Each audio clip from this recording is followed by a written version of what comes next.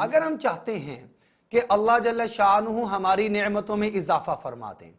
یعنی میرے پاس جس قدر اللہ نے صحت عطا فرمائی ہے میری صحت اس سے بہتر ہو جائے، اللہ نے جو مجھے مال عطا فرمایا ہے میرے مال میں برکت ہو جائے، اس میں اور اضافہ ہو جائے، اللہ نے مجھے اولاد عطا فرمائی ہے یہ اولاد میرے لیے نفع کا ذریعہ بن جائے، یہ میری فرما بردار بنے، میری خدمت گزار بنے، یہ میری بات کو سمجھے، یہ میری بات کو سنے، یہ میرے پاس آ کر بیٹھے، یہ اللہ کی فرما بردار بنے۔ اللہ نے مجھے اہلیہ عطا فرمائی ہیں، یہ اہلیہ کی جو نعمت ہے اس کے اندر اضافہ ہو جائے، برکت ہو جائے۔ کیا اضافہ اور کیسی برکت؟ کہ یہ میرے لیے خیر کا باعث بن جائے، یہ میرے لیے دین کے اندر معاون و مددگار بن جائیں، یہ میری اولاد کی اچھی تربیت میں میری ہمدرد اور میری ساتھی اور معاون بن جائیں، یہ مجھے جنت میں جانے والے اعمال کرنے میں معاون و مددگار بن جائیں۔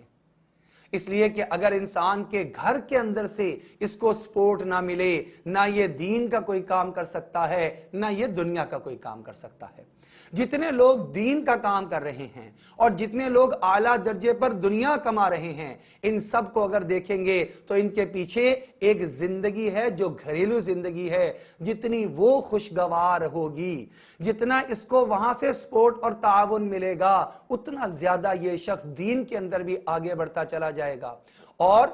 دنیا کے اندر بھی آگے بڑھتا چلا جائے گا۔ اس کے گھر والوں کی طرف سے ذرا سی تسلی اور ہمدردی کے دو بول اس کو ایک نئی زندگی، ایک نیا جذبہ عطا فرما دیتے ہیں۔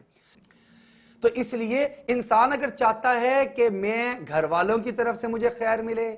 تو اس ساری چیزوں کا ایک بڑا بہترین نسخہ ہے۔ اللہ جل شانہ نے قرآن پاک میں ارشاد فرمایا لَإِن شَكَرْتُمْ لَأَزِيدَنَّكُمْ،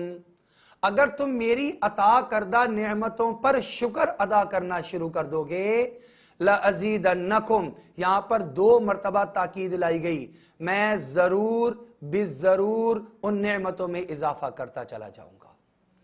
کتنا بہترین اور آسان نسخہ ہے کہ انسان کے دل میں شکر کی کیفیت پیدا ہو جائے اور انسان کی زبان سے شکر کے کلمات نکلیں ہمیشہ۔ یہ انسان ایسا ہے اللہ جل شانہ اس کی نعمتوں میں اضافہ فرماتے چلے جائیں گے۔ ایک انسان کو سادی روٹی کھانے کو مل رہی ہے، وہ اللہ کا شکر ادا کرے، شروع میں بھی کھانا کھانے کے بعد بھی اللہ اس کی نعمتوں میں ترقی عطا فرما دیں گے۔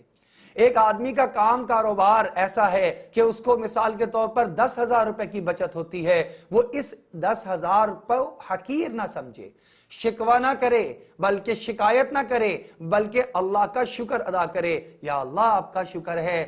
میں نے محنت کی، آپ نے برکت ڈالی، مجھے 10,000 روپے کا نفع مل گیا۔ یقیناً اللہ رب العزت فرما رہے ہیں اس بندے کی نعمت میں تو میں ضرور اضافہ کر دوں گا۔